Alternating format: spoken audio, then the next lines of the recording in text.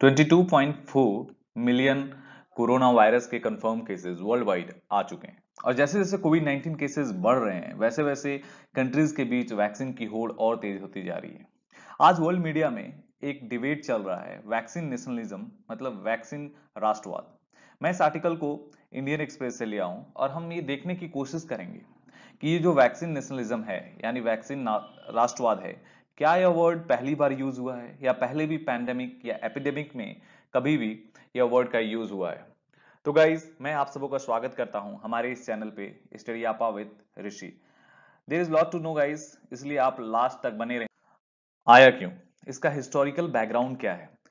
देखो, आप vaccine nationalism को इस तरह से समझो, इंस्टेड ऑफ वर्किंग टुगेदर, एक साथ काम ना करके कंट्रीज ये कोशिश कर रही हैं कि अपने कंट्री में वो ज्यादा से ज्यादा वैक्सीन होल्ड कर सकें यानी जमा कर सकें।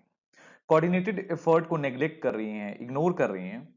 और ये फिलहाल हम ये ट्रेंड देख रहे हैं कि जो पावरफुल कंट्रीज हैं, जो डेवलप्ड कंट्रीज हैं, जैसे यूनाइटेड स्टेट हो गया यूके, यूरोपियन यूनियन या ऑस्ट्रेलिया जैसे जो कंट्रीज हैं, उनके राष्ट्राध्यक्ष, उनके प्राइम मिनिस्टर, प्रेसिडेंट ये कोशिश कर रहे हैं कि वो ज्यादा से ज्यादा वैक्सीन अपने घर पे, अपने देश में, वो कंट्री में जमा कर सकें। इसके लिए उन्होंने मैन्युफैक्चरर के साथ प्री बुकिंग, और आप कह सकते हो विदाउट नोइंग द एफिकेसी, अब कितना प्रभाव है, कितना प्रभाव करता है ये वैक्सीन, उसके जाने बिना, क्योंकि कोई भी वैक्सीन अभी लास्ट स्टेज में नहीं है, तो उसको जाने बिना they have done the pre agreement और प्री बुकिंग। तो डिस्परेशन हम समझ सकते हैं गाइस, ये डिस्परेशन पहली बार है या पहले भी हो चुका है।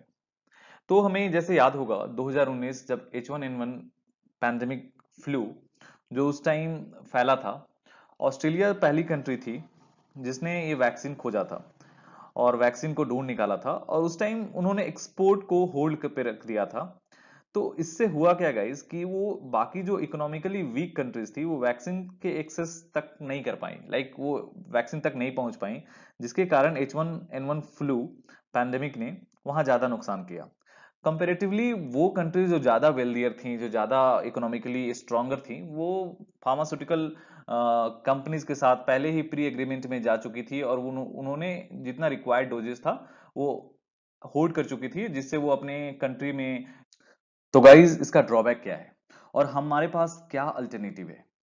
कंट्रीज जिनके पास रिसोर्स नहीं है, फाइनेंशियली वीक कंट्रीज हैं, उन्हें वैक्सीन के एक्सेस में काफी दिक्कत आने वाली है, जिसका रिजल्ट ग्लोबल सप्लाई चेन पे पड़ने वाला है और वर्ल्ड इकोनॉमी काफी अफेक्ट होने वाली है। तो हम इसके सॉल्यूशन पे बात करते हैं, इसका अल्टरनेटिव क्या है। इसका अल्टरनेटिव ये है कि हम साथ आके ग्लोबल कॉपरेशन और कोऑर्डिनेशन एफर्ट के साथ मिलकर काम करें, कोई ऐसा मैकेनिज्म तैयार करें जिससे ये वैक्सीन सभी कंट्रीज जो को प्रोपोर्शनली पहुंचे और उनको मिले।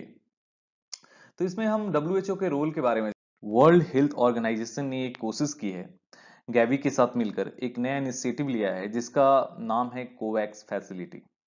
इसका एम है टू मेक श्योर करना कि वैक्सीन की जो डिप्लॉयमेंट हो और डिस्ट्रीब्यूशन हो, वो इकोनॉमिकली वीकर कंट्रीज तक हो, वहां तक एक्सेस मिले।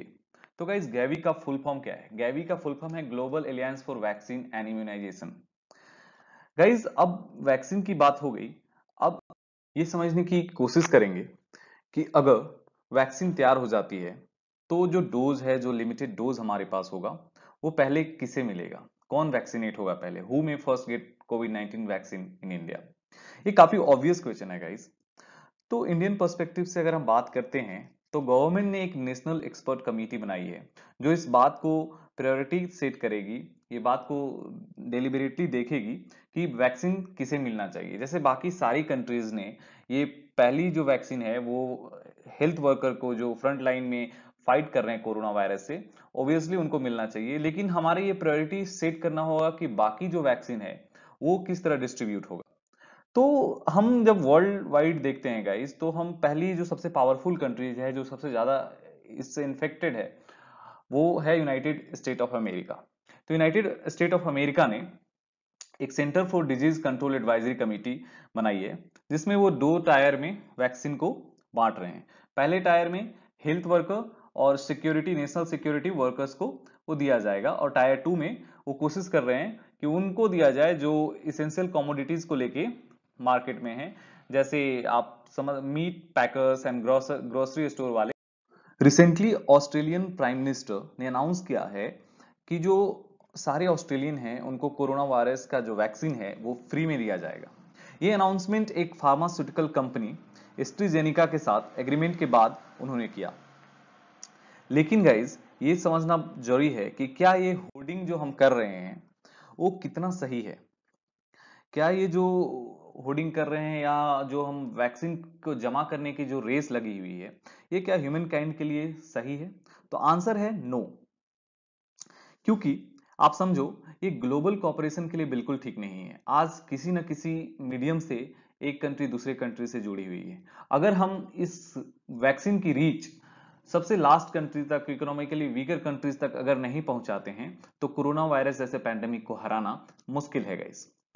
तो हम इस बात को समझेंगे, क्या कोई ऐसा लॉ या इंटरनेशनल लॉ है जो इसको प्रोहिबिट करता है, जो वैक्सीन नेशनलिज्म को प्रोहिबिट करता है, रोकता है? तो हम अगर ट्रूथ देखें और इंटरनेशनल लॉ को देखें तो ऐसा कोई भी प्रोविजन नहीं है। ऑल्दो ये गलत है, जो वैक्सीन नेशनलिज्म है वो अगेंस्ट है पब्लिक हेल्थ प्रिंसिपल की, फिर भी हमारे पास कोई भी लॉ नहीं है, कोई भी इंटरनेशनल लॉ नहीं है जिससे हम ये रोक सकें। तो गाइज आप इसी तरह हमें सपोर्ट करते रहें और ज्यादा से ज्यादा सब्सक्राइब, शेयर और लाइक करें ताकि हम इस नोबेल प्रोफेशन को करने के लिए हमें और हिम्मत मिले। Thank you everyone, all the very best.